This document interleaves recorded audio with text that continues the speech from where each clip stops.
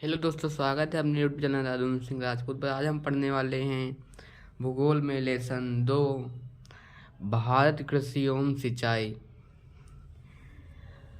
आपने अपने गांव में, कस्बे में, अपने घर और पास पड़ोस वालों के खेतों पर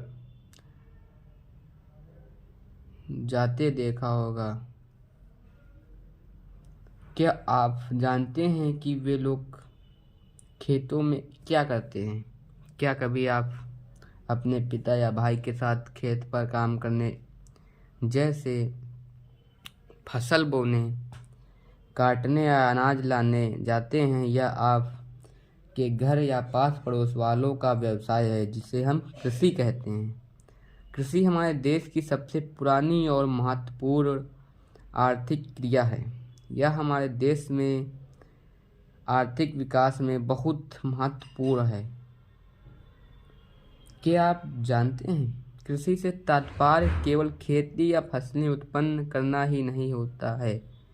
कृषि के अंतर्गत पशुपालन, मुर्गी पालन, मधुमक्खी पालन, रेशम कीट पालन, झींगा पालन, बागवानी और मत्स्य पालन भी आता है।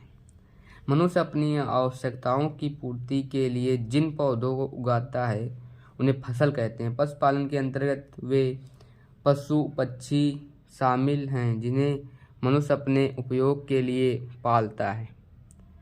वानिकी और मत्स्य पालन को भी कृषि के अंतर्गत रखा जाता है। पुराने समय से लेकर अब तक खेती करने के तरीकों में बहुत अंतर आया है। इसे जानने के लिए आप अपने घर या गांव के बड़े बुजुर्गों से चर्चा कीजिए कि उनके खेती करने का क्या तरीका था। अब आपके गांव के लोग खेती कैसे करते हैं? पहले गांव में खेत जोतने के लिए बैल का प्रयोग किया जाता था, किंतु अब आप इस कार्य के लिए ट्रैक्टर का प्रयोग देखते होंगे। ट्रैक्टर कृषि का आधुनिक उपकरण है। आपके गांव में लोग खेती करते हैं, इससे उनकी कौन कौन सी आवश्यकताएं पूरी होती हैं? ऐसी खेती या पैदावार जिससे दैनिक जीवन की आवश्यकताएं पूरी की जाती हैं उसे निर्वाह कृषि कहते हैं। जो कृषि केवल स्थानीय आवश्यकताओं की पूर्ति के लिए की जाती है उसे निर्वाह कृषि कहते हैं। जिस कृषि का मुख्य उद्देश्य बाजार में फसल बेचना ही हो उसे व्यापारिक कृषि कहा जाता है। इसे ही विशिष्टीकरण भी कहते हैं। हमारा भारत एक कृषि प्रधान देश है। हमारे देश में लगभग 55% लोग कृषि पर निर्भर हैं। देश की कुल राष्ट्रीय आय का लगभग 17% कृषि से प्राप्त होता है। विभिन्न प्रकार की जलवायु तथा विविध मिट्टियों के कारण देश में लगभग सभी प्रकार की फसलें उगाई जाती हैं। देश में पैदा होने वाली फसलों के 3 वर्गों में रखा जाता है: खाद्यान्न फसलें, नकदी फसलें, पेय एवं बागायती फसलें। खाद्यान्न फसलें मतलब गेहूँ, चावल, जौ, चना, मटर, दालें, ज्वार, बाजरा आदि। नकदी फसल मतलब गन्ना, कपास, जूट, तिलहन, तंबाकू। पेय एवं बागायती फसलें चाय, कहवा, रबड़, गर्म मसाले आदि। आप अपने गांव के आसपास के लोगों को अलग अलग समय में अलग अलग फसलें बोते और काटते देखते हैं। पता कीजिए, बोने और काटने के समय के आधार पर हमारे यहाँ कितने प्रकार की फसलें होती हैं।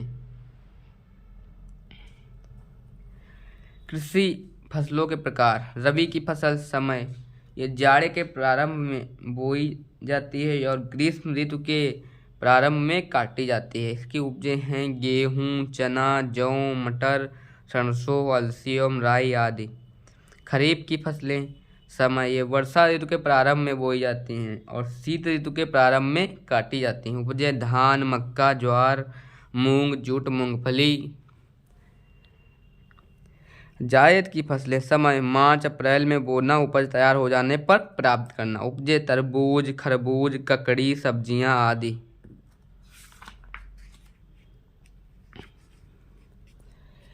प्रमुख उत्पादक क्षेत्र, आवश्यक दशाएं।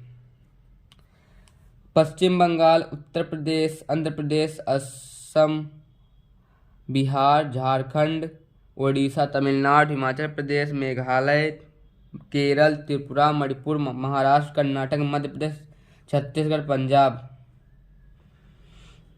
यहाँ गेहूँ, चावल, दाल, गन्ना, चाय, कॉफी, कपास, जूट आदि फसलें पाई जाती हैं। आवश्यक दशाएं: अधिक गर्मी, अधिक पानी और उपजाऊ चिकनी मिट्टी चाहिए। भारत विश्व का लगभग 22% चावल का उत्पादन करता है। चीन के बाद भारत का विश्व में चावल उत्पादन में कौन सा स्थान है? दूसरा। चावल भारत में 7,500 वर्षों से भी अधिक समय पहले से उगाया जा रहा है। प्रमुख उत्पादक क्षेत्र, आवश्यक दशाएं। उत्तर प्रदेश, पंजाब, मध्य प्रदेश, हरियाणा, राजस्थान, महाराष्ट्र। दोमट मिट्टी, सामान्य वर्षा, इसलिए सिंचाई की आवश्यकता होती है। पकते समय गर्मी चाहिए।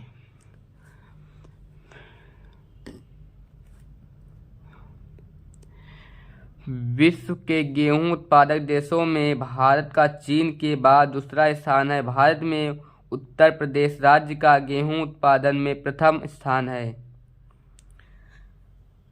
गेहूं उत्पादक राज्य दिए गए हैं। इसे देखकर भारत के मुख्य एवं गौण गेहूं उत्पादक राज्यों की सूची बनाइए। बताइए इन राज्यों में कैसे वर्षा होती है।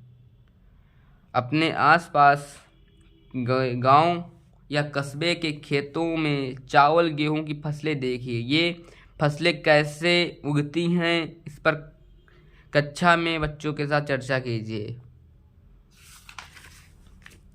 प्रमुख उत्पादक क्षेत्र, आवश्यक दशाएं। मध्य प्रदेश, राजस्थान, महाराष्ट्र, कर्नाटक, उत्तर प्रदेश, आंध्र प्रदेश। प्रत्येक प्रकार की मिट्टी में अच्छी होती है। सामान्य वर्षा और कम मेहनत की आवश्यकता होती है। अन्य फसलों के लिए मिट्टी को अधिक उपजाऊ बनाती है। प्रमुख दलहनी फसलें, अरहर, मटर, चना, मूंग, मसूर तथा खेसारी आदि प्रमुख दलहनी फसलें हैं। क्रियाकलाप: भारत के रिक्त मानचित्र पर दाल उत्पादक राज्यों को छायांकित कीजिए। स्थानीय समाचार पत्र से हर तरह सप्ताह खदानों के बाजार भाव का अंश पढ़कर आपस में उस पर चर्चा कीजिए। प्रमुख उत्पादक क्षेत्र, आवश्यक दशाएं।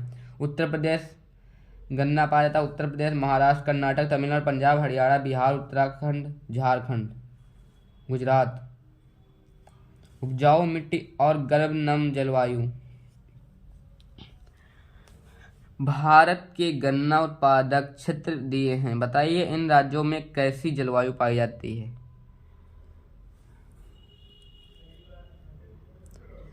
आप जिस गुड़ का प्रयोग करते हैं वह किससे बनता है? गन्ना से दोस्तों बनता है गुड़। गन्ने से बनाए जाने वाले एक और खाद्य पदार्थ का नाम बताइए। गुड़। प्रमुख उत्पादक क्षेत्र, आवश्यक दशाएं। असम, पश्चिम बंगाल, मेघालय, अरुणाचल प्रदेश, उत्तराखंड, हिमाचल प्रदेश, तमिलनाडु, केरल के पहाड़ी ढाल। आवश्यक दशाएं: अधिक वर्षा और गर्मी, पहाड़ी ढाल जिस पर पानी न रुके अन्यथा जड़ें गल जाती हैं। चाय की संक्षिप्त कहानी।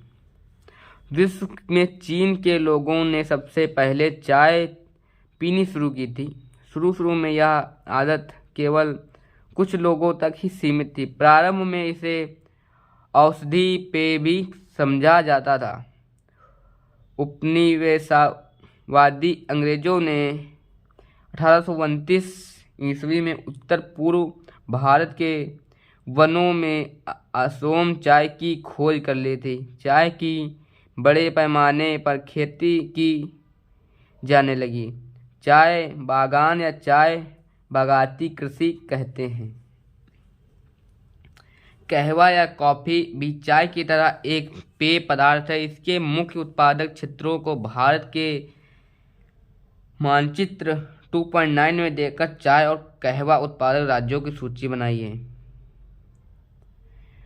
मैदानी भागों में चाय की खेती क्यों नहीं होती है? क्योंकि दोस्तों वहाँ पे पानी भर जाता है, इसलिए जो जड़ें होती हैं वो गल जाती हैं।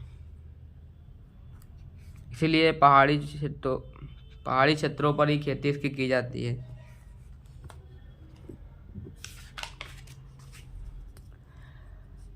कपास महाराष्ट्र, गुजरात, मध्य प्रदेश, पंजाब, तमिलनाडु, उत्तर प्रदेश, पश्चिम बंगाल, आंध्र प्रदेश, कर्नाटक, हरियाणा। काली मिट्टी, गर्म व नम जलवायु, 100 सेंटीमीटर वर्षा अथवा सिंचाई का उचित प्रबंध। उपजाऊ मिट्टी, अधिक वर्षा, गर्म व नम जलवायु। असोम, पश्चिम बंगाल, मेघालय, बिहार, उत्तर प्रदेश, ओडिशा। भारत के मुख्य कपास और जूट उत्पादक क्षेत्रों को देखिए और उन पर राज्यों की सूची बनाइए। कपास हमारे किस किस काम आती है? जूट से क्या क्या बनाया जाता है, इन्हें भी जानें। राष्ट्रीय आय। राष्ट्रीय आय किसी राष्ट्र में एक वर्ष के दौरान उत्पादित वस्तुओं व सेवाओं का सकल कुल मूल्य होती है। यह किसी भी देश के विकास के स्तर को बताती हैं। नकदी फसल दूसरों के उपयोग अर्थात विक्रय, बेचने के लिए उत्पादित फसल जिससे नकद आय की प्राप्ति होती है, इसका उपयोग कृषक स्वयं नहीं करता। विशिष्टीकृत कृषि शब्दावली। एग्रीकल्चर मृदा की जुताई, फसलों को उगाना और पशुपालन का विज्ञान एवं कला है, इसे खेती भी कहते हैं। पीसीकल्चर व्यापारिक स्तर पर मत्स्य पालन, सेरीकल्चर सिल्क रेशम का उत्पादन, विटीकल्चर व्यापारिक स्तर पर अंगूर का उत्पादन, फ्लोरीकल्चर फूलों की कृषि, एपीकल्चर मधुमक्खी पालन, ओलेरीकल्चर जमीन पर फैलने वाली लतादार सब्जियों की कृषि।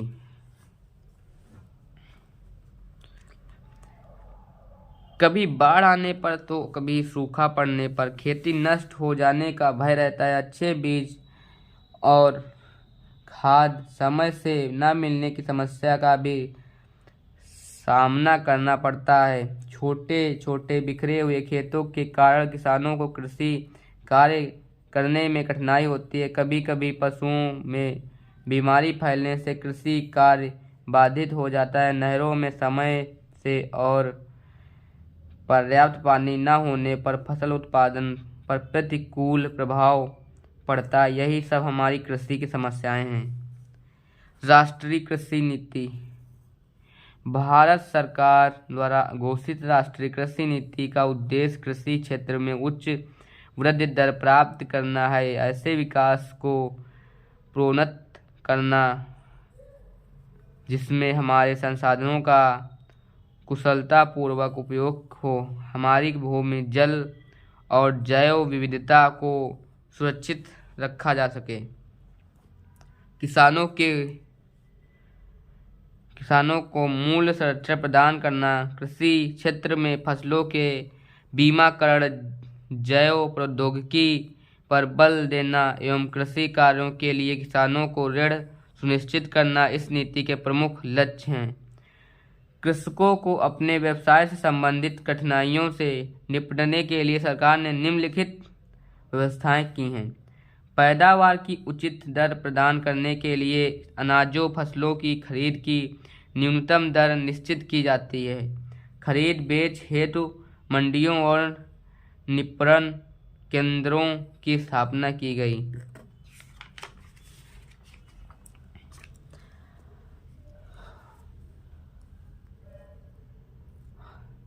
आने जाने व फसलों की ढुलाई के लिए छोटे बड़े मार्गों को बनाया है।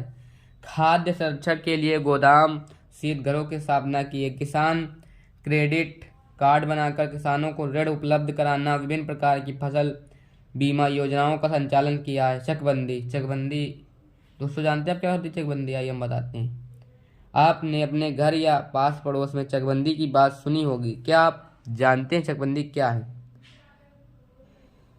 मान लीजिए कि एक रंग के चौकोर खाने एक व्यक्ति के इधर उधर बिखरे खेत हैं। साथ के सादे खानों में अलग अलग व्यक्तियों के बिखरे खेतों को मिलाकर एक जगह कीजिए। आपने देखा कि बिखरे खेत एक जगह करने पर एक व्यक्ति के खेत एक साथ होने से बड़े बड़े खेत हो गए। इसे ही चक काटना कहा जाता है। चकबंदी द्वारा इधर उधर बिखरी खेत की जमीन के बराबर किसानों को एक स्थान पर कर दिया जाता है। अपने पास पड़ोस वालों से पूछिए उन्हें चकबंदी से क्या क्या लाभ हुए। छोटे छोटे टुकड़ों में बिखरे खेतों में सही ढंग से खेती नहीं की जा सकती थी। साथ ही लागत भी ज़्यादा लगती थी। इसलिए चकबंदी द्वारा किसानों की दूर दूर बिखरी खेतों को एक चक के रूप में बदल दिया जाता है। आप कभी अपने घर पर गमलों या पौधों में पानी डालते हैं? क्या आपने किसानों को खेतों की सिंचाई करते हुए देखा है? मैंने तो सिंचाई की है। आपके गांव में सिंचाई के कौन कौन से साधन हैं? कृषि के लिए सिंचाई बहुत आवश्यक है, क्योंकि भारत में वर्षा की मात्रा और समय दोनों ही अनिश्चित व आसमान है। साल में अच्छी फसल और एक से अधिक फसल उगाने के लिए सिंचाई की आवश्यकता होती है। कुएं और तालाब सिंचाई के प्राचीन साधन हैं। दक्षिण के पठारी भागों में तालाब आजकल अधिक मात्रा में पानी प्राप्त करने के लिए नलकूप बनाए जाते हैं। सरकार द्वारा पंचवर्षीय योजनाओं के द्वारा नहरें बनाकर सिंचाई की सुविधा की गई है। देश में विभिन्न नदी घाटी परियोजनाओं से नहरें निकाली गई हैं। उत्तर भारत में नहरों द्वारा अधिक सिंचाई की जाती है। आपने देश में सिंचाई के साधनों का वितरण चित्र 2.13 में देखिए। क्रियाकलाप। आपके गांव के आसपास के खेतों में किस नहर से सिंचाई के लिए पानी आ रहा है, उसका नाम बता कीजिए। आज तक सिंचाई की नवीन पद्धति ड्रिप, टपक सिंचाई और स्प्रिंकलर छिड़काव सिंचाई भी प्रचलित हो रही है। सामान्यतः बागानी फसलों जैसे फल फूल, साग भाजी आदि की सिंचाई टपक पद्धति द्वारा की जा रही है, जबकि खाद्यान्न जैसे गेहूं, मटर इत्यादि फसलों की सिंचाई स्प्रिंकलर पद्धति द्वारा की जाती है। यह दोनों पद्धतियाँ भारत में मध्य या पश्चिम के सूखा प्रभावित क्षेत्रों में अधिक प्रयोग की जाती हैं। इन सिंचाई पद्धतियों से सिंचाई में पानी कम खर्च होता है और फसल अच्छी होती है। हरित क्रांति। वर्ष 1966 से 67 में हरित क्रांति के माध्यम से कृषि उत्पादन के क्षेत्र में क्रांतिकारी परिवर्तन आया। इस कार्यक्रम का उद्देश्य उन्नत किस्म के बीज, खाद, सिंचाई तथा आधुनिक यंत्रों के उपयोग द्वारा कृषि उपज में तीव्र गति से वृद्धि करना था। इसे ही हरित क्रांति कहते हैं। भारत में डॉक्टर M.S. स्वामीनाथन को हरित क्रांति का जनक कहा जाता है, जिनकी मृत्यु भी हो गई है। इसे भी जाने। हरित क्रांति एक शब्द का सर्वप्रथम प्रयोग डॉक्टर विलियम गैड ने किया। हरित क्रांति कृषि उत्पादन गेहूं, श्वेत क्रांति दुग्ध उत्पादन, पीली क्रांति लहन उत्पादन, गोल क्रांति आलू उत्पादन, नीली क्रांति मत्स्य पालन, गुलाबी क्रांति झींगा उत्पादन, धूसर क्रांति उर्वरक उपभोग, रजत क्रांति अंडा उत्पादन, इंद्रधनुषी क्रांति सभी क्रांतियों का समेकन, सदाबहार क्रांति ऑर्गेनिक फार्मिंग को बढ़ावा। हरित क्रांति की मुख्य बातें: अधिक उपज के लिए सुधरे हुए उन्नत बीजों का प्रयोग होने लगा। गेहूं की उन्नत किस्मों जैसे सरबती सोनारा, कल्याण, सोना, हीरा तथा धान की किस्मों जैसे IR, टाईचुंग 65, जया, पद्मा, पंकज, यमुना, साबरमती किस्मों का विकास व उपयोग किया गया। रासायनिक खादों जैसे ammonia sulphate, urea, super phosphate, potassium sulphate, di ammonium phosphate तथा पोटेशियम नाइट्रेट का विकास व उपयोग किया गया। जैविक खाद का उत्पादन बढ़ना जैसे कंपोस्ट की खाद, हरी खाद जिसमें सनाई ढैंच को सड़ाया जाता है, नीम की खली की खाद इत्यादि। रासायनिक कीटनाशक दवाओं का प्रयोग करना, कृषि यंत्र जैसे ट्रैक्टर, थ्रेसर आदि का प्रयोग करना, फसलों की सिंचाई के लिए नलकूप, नहरों तथा तालाब आदि बनाने का कार्य किया गया। इन सब के प्रयोग द्वारा उत्पादन बढ़ाने का प्रयास ही हरित क्रांति है। हरित क्रांति का दूसरा पहलू रासायनिक कीटनाशकों और उर्वरकों के प्रयोग से पैदावार बढ़ी है, लेकिन इसका प्रभाव लंबे समय तक बना रहता है। भोजन चक्र में जिस प्राणी द्वारा इसका उपयोग किया जाता है यह रसायन उसको प्रभावित करता है। DDT का प्रयोग चारे के माध्यम से गाय